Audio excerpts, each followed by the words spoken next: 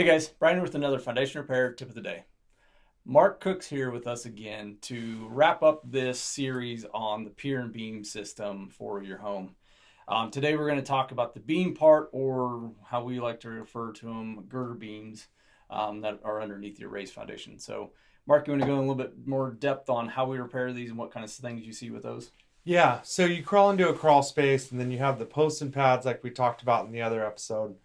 Then horizontally you have these big girder beams that are holding up the subfloor of the house. So then what happens is the post and pad starts failing, and then the girder beam will start to settle and it'll create cracks. So we can repair it by either removing and replacing that beam or putting like a sister beam up right next to it with new posts and pads. Yeah, so the girder beam and the post and pad system, basically what they do is take on the interior floor loads.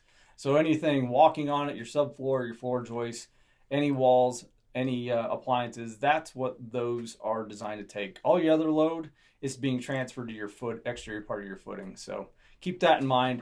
Sometimes you don't have many posts and beams under there, and then other times they're all over the place. It just kind of depends on how it was built.